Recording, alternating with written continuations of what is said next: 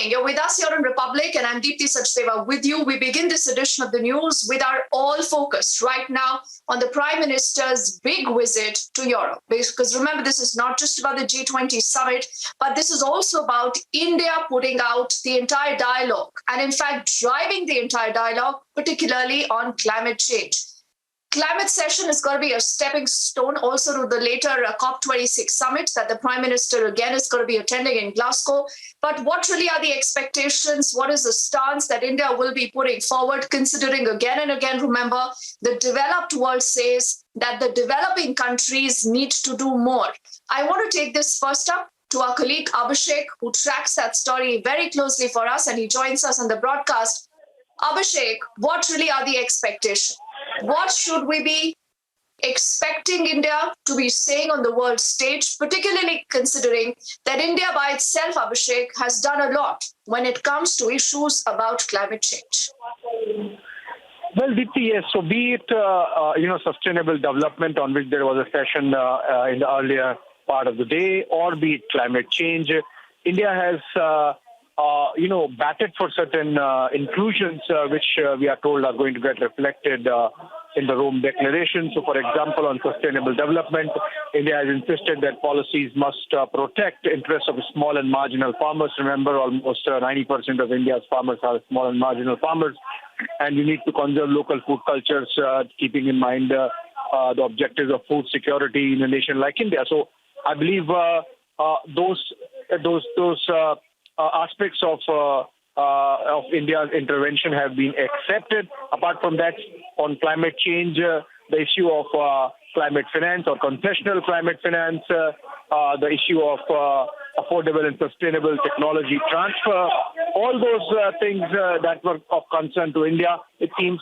could be getting reflected in the Rome Declaration, which is going to be announced in a couple of hours from now. And it essentially means that also, for example, in the intervention that Prime Minister made yesterday, he had emphasized that there should be no premature withdrawal of support for post-COVID economic recovery concessions, or, for example, the debt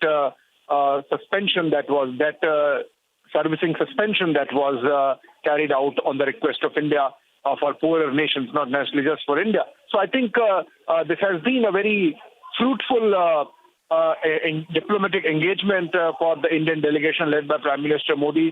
Do not forget, it's a high-powered delegation which also includes Finance Minister Nirmala Sitharaman and Commerce Minister Piyush Goyal, apart from, of course, External Affairs Minister Dr. S. Jaishankar and National Security Advisor Ajit Doval. So that really shows how power-packed the delegation is, and that's really getting reflected in the possible achievements, not just for India, in fact, but for all the nations, keeping in mind the difficulties and slow pace of economic recovery that the world economy is going through post-COVID pandemic.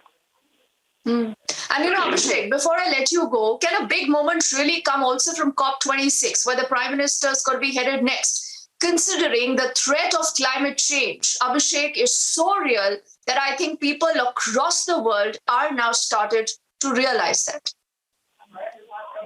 It's very real. So that's why India wants that the developed world should really stick to a target of whether we want the emissions or the temperature target to be 1.5 degrees or 2 degrees centigrade from the pre-industrial age. And apart from that, as I was mentioning, even in G20, that issue has been raised by India about technology transfer and climate finance.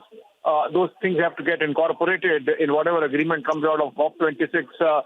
Also, in fact, the developed world has to catch up on its own Paris Agreement targets. So those issues need to be sorted out. So I think these are all things on the agenda. And as always, Prime Minister going fully prepared. Remember, he's someone who has been deeply involved in climate change as a subject. He has written a book himself.